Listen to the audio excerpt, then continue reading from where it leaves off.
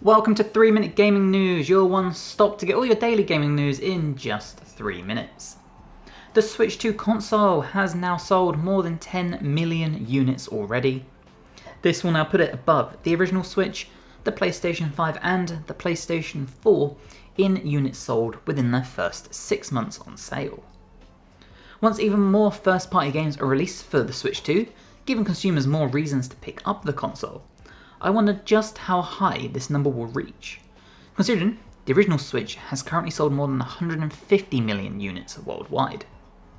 Now, do you own a Switch 2? If so, how are you finding it? What are your favourite games? Fans of Obsidian's Pillars of Eternity might be pleased to know that the game is getting a surprise beta test to add turn-based combat to the game. Now, this comes 10 years after its original release, and this beta will begin November 5th, which is tomorrow at the time of recording.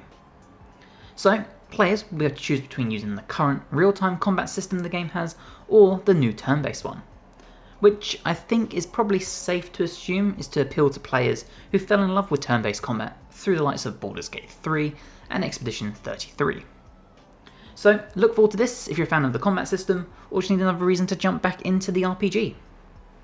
Mike Pondsmith, the creator of Cyberpunk, has stated he would like Keanu Reeves to return as Johnny Silverhand, and even has ways that can make it possible. This is despite certain events within Cyberpunk kinda making this seemingly impossible on choices. Now, while I think most of us would love to see Keanu Reeves take up the helm again, it seems this might not be a reality, as Pondsmith has also stated he isn't directly involved in Cyberpunk 2 like he was the original game. So time really will tell on this front. And finally, EA has stated that despite the upcoming sale of the company to private equity and Saudi Arabian owners, that they will retain creative control over the company. Now, this comes from an internal employee-focused FAQ addressing the culture changes at the company, and this is kind of interesting news.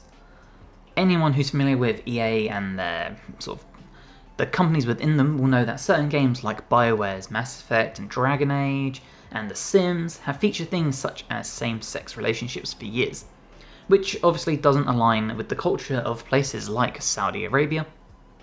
So the actual effect of this sale and the creative control / input from investors won't be seen for a while, assumingly not until one of these games or a similar one is released.